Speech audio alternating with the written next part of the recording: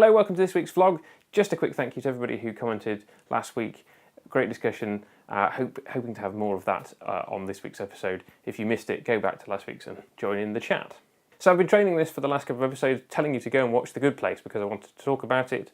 This is your last chance because there will be spoilers in the rest of this episode because I can't talk about it without doing spoilers. From this point on, I'm assuming you have seen it and are pretty much up to date.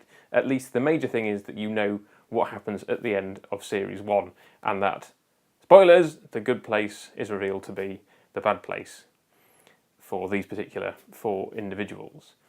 And the reason I wanted to talk about it, well, there's a couple of things. I want to talk about why I generally enjoy it, because the characters are so fun. And yes, we learn about some of the darker sides of them and why they're in the bad place,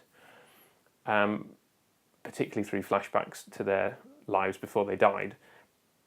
But they're generally fun people to be around, and that's not always true of TV shows. Sometimes there are characters that go, I don't want to be in the company of this person. But with all the characters in The Good Place, I'm like, yes, I want to spend more time with these people. It's really, really fun. But the other reason I wanted to talk about it is because of a thought that occurred to me partway through watching Series 1. And it was a thought that I dismissed at the time, but in light of where Series 1 ended up, it made more sense. And that was, I was watching along and thinking, well, this is this neighbourhood, it's sort of like this supposed paradise, and there's this international community of people. It reminds me of something.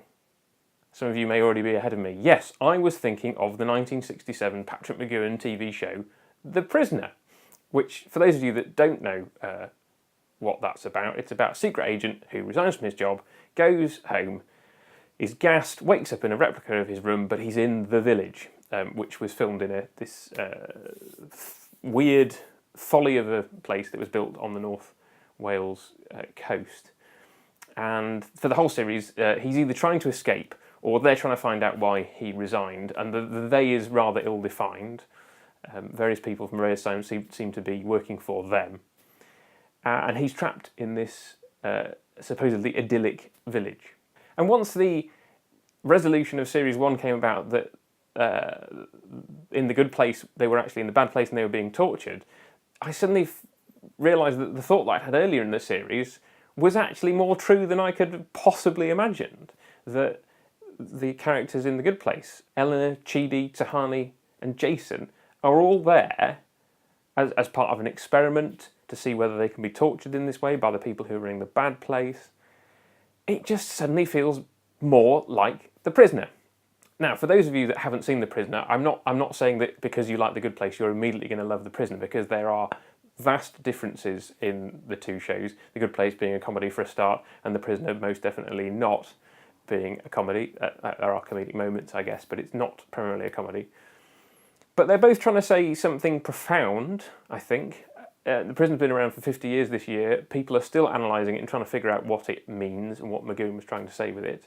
The Good Place, similarly, is trying to say some interesting things, I think, about morality and character and what goodness and badness actually are and how we can be deceived about those things. And the other thing about The Good Place that I've really enjoyed is how it keeps wrong-footing you. The first series did this, the second series is keeping on doing it, is you don't really know what to expect week to week. Different things happen, different characters are pushed together into circumstances, you find out more of the backstory. I love the flashback aspect of it, where we keep seeing stuff before. In the first series, obviously, that was people who were dead and we were seeing what their lives were like. In the second series, we're seeing more of what was going on for Michael, who we thought was a good guy and is now a bad guy, but he's becoming a good guy. I'm just fascinated to see how it plays out, and I have no idea how it's going to play out. I'm just looking forward to it. The second thing this week, and it seems to be I do 2 things a week, doesn't it, in these vlogs. The second thing is Star Trek Discovery. I'm not a big Star Trek fan. You guys know I'm much more into my Doctor Who. I'm still largely unfamiliar with the original Star Trek series. I've seen all the movies, but very little of the original series. I've seen a lot of Next Generation, but that's about it, really. And so I was coming to Discovery largely fresh. I didn't have all the baggage that some fans seem to have. And I think that's partly what's allowing me to enjoy the series a lot more, because I know a lot of people have problems with the tone of the show because of where it's supposed to be set prior to the original series. And that it doesn't fit with established Trek canon, whether we're talking about original TV Trek or whether we're talking about the J.J. Abrams version. It doesn't seem to fit with anything really. But that's partly why I enjoy it. You see, I've never really gone on with the utopian human future of Star Trek. It's not really a future I believe in very much. I'm pretty sure I'm not philosophically on the same page that Gene Roddenberry was. So to see a Star Trek series which tries to be a bit more gritty and have conflict between characters on the starship, I'm slightly more on board with that. Having said that, it still feels Star Trek-y to me.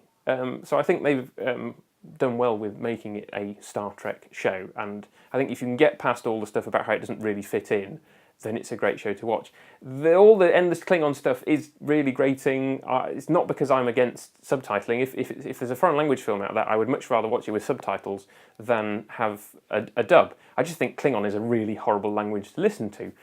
Kudos to the people who invented it, but it's just really grating, and so all that stuff I'm a bit bored with. But other than that, I've largely enjoyed it. There's an interesting arc going on, but there's also been some of those more traditional standalone Star Trek episodes fitting into there. I'm really glad it's been commissioned for a second series, hoping it continues to be as good as it is right now. Thanks for watching. Click down below to subscribe, and you can click the bell icon to be informed of any new videos that I do. Over there is a link to the previous episode, and down there is a link to the next episode, or if this is the most recent episode, that will be a link to a playlist of all previous shows.